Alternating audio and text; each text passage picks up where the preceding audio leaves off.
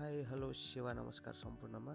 It's my full day of eating होइन। पहिला बिहान उठेर पानी खाएँ, त्यस पछाडिबाट मैले चाहिँ बिहानको फर्स्ट मिलमा चाहिँ सेक बनाएर खाने गर्छु, जसलाई चाहिँ छिटोभन्दा छिटो बनाउन सकिन्छ 2 मिनटमा। बिहानै झ्याउ हुँदैन नि त, अब कम्पनी काम जानु छ, निन्द्रा पुगेको हुँदैन होइन, अनि दुनियाँ बनाउनुभन्दा यो छिटो। त्यसको लागि मैले ओट्स 50 ग्राम हालेँ, अनि मैले ओखर हालेँ 2-4 दाना, अनि 2-4 दाना चाहिँ काजु हालेँ, अनि त्यसमा चाहिँ म व्हे प्रोटिन 1 स्कुप एड गर्छु र एउटा अन्डा अनि एउटा बानाना है त। यो चाहिँ काँचो अन्डा हो। अनि यो चाहिँ मैले ट्याक्कसँगले अन्डा लगाइसकेँ, अनि बानाना पनि मैले लगाइसकेँ है त। त्यस पछाडि मैले मिल्क दुध पनि एड गर्छु हल्का है। यो मिल्क चाहिँ मेरो खतरा बन्नेवाला छ। यसलाई चाहिँ एकछिन ग्राइन्ड गरेपछि रेडी हुन्छ।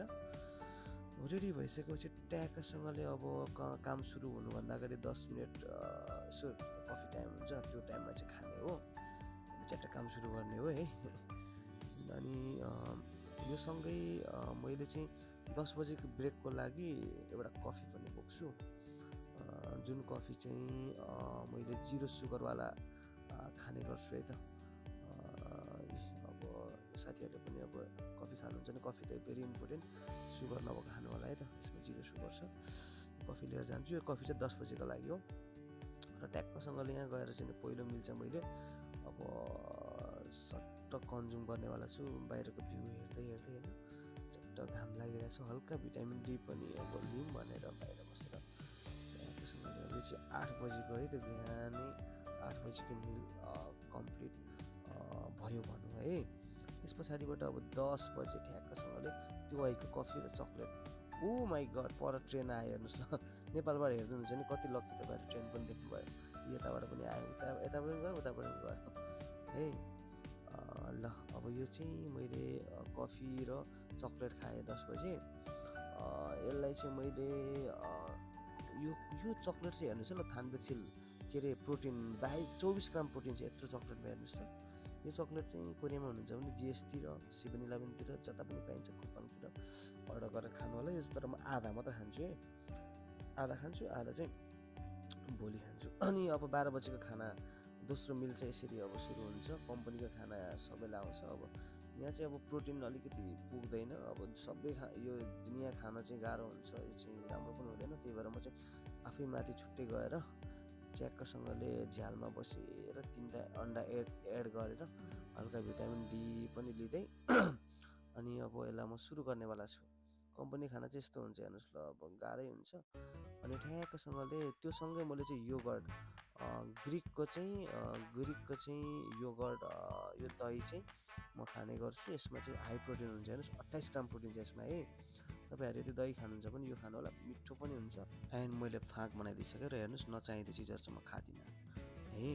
त्यसपछि मैले 1 क्याप्सुल भिटामिन डी लिएँ। यो चाहिँ एकदम भेरी गुड होइन। भिटामिन डी चाहिँ भेरी इम्पोर्टेन्ट हो त, यसको बारेमा स्टडी पनि गर्नु होला अथवा कुनै भिडियो बनाउँला। र 3 बजे अब रेस्ट टाइम हुन्छ, अब ड्युटी गर्ने खाना खाएर। अनि 3 बजे रेस्ट टाइमको लागि मैले अब 1 मिल रेडी गर्दैछु, हेर्नुहोस् है त, 3 बजेको लागि। यो चाहिँ जन्जिरो के भन्छ, अदुवाको टी हो, चिया हो। अनि 3वटा अन्डा, अलिकति बदाम, अलिकति ब्रेड बोकेर गएँ र 3 बजे मैले यो अब खाना लागेँ काम सकेर। 3 बजे पनि भिटामिन डी सर्लक्कसँगले कामबाट लिँदै यति चाहिँ मैले दबाइसकेँ। र अब भरे 5 बजेको मिलमा चाहिँ मैले चिकन बनाएँ, हेर्नुहोस् त, 200 ग्राम चिकन बनाएँ। चिकनलाई चाहिँ यसो पाल्टापुल्टुक बनाएँ, यतापट्टि ब्रोकाउली पनि उसिने। कम्पनीको खाना हुन्छ यसरी। अब कम्पनीको खानामा चाहिँ मैले भात मात्रै खान्छु भन्दा हुन्छ, अरू खासै खाँदिनँ। अनि यसरी रेडी भयो चिकन, सलाद होइन। अनि अब यसलाई पनि म दबाउँछु है त, झ्याप्प लाएर, अनि खाइसकेँ।